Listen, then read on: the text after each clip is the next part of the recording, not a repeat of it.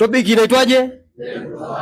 Katika engo ya kuonyesha unamiliki kitu gani au una nini, majina yanakwenda na verb gani? Na verb gani? Na verb gani? Sio nini wala nini, sio to be wala, inakuwa verb gani? Inakuwa verb gani? Good. Na ukaambiwa hivi, ni katika engo ya kuonyesha tu umilikishi, ni katika engo tu ya kuonyesha ulicho nacho. Sio utuambie ninaimba, ninaongea, ninakula, ninatukana watu. Sio katika engo hiyo. Ninatukana watu unaweza kufundishwa kwenye verb to have. Ninatukana watu utafundishwa kwenye tensi. Ninaongea hutafundishwa hapa. Ninaongea utafundishwa kwenye tensi. Hapa unafundishwa kwamba majina yanakwenda vitu vingapi? Inakwenda verb gani?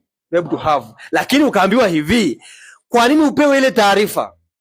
Umepewa ile taarifa ili usio kumchanganyia mambo baadaye. Amekupa ile taarifa kwa sababu anajua kwamba kuna vitu vitatu. Kwa hiyo amekutangulizia kukupa ile taarifa usio kumchanganyia wewe, kwa sababu kuna vitu vitatu. Kuna verb to have, kuna verb to be, kuna verb gani? Verb to do. Kwa hiyo majina sasa yanakwenda na verb gani? To have, sio to be wala to do. Na hapo kwenye to have ni katika engo hii moja ya kuonyesha ulicho nacho, ya kuonyesha unachokimiliki. Sio, nimeeleweka hapo?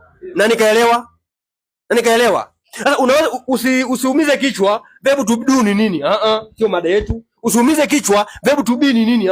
Sio mada yetu. Mada yetu, what is verb to have?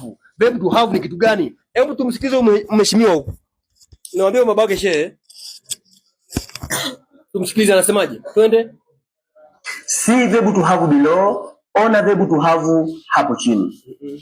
Wapendwa katika Bwana, tunapozungumzia verb to swali la kujiuliza wewe na mimi ni kwamba what is verb to have? Verb to have ni kitu gani sasa?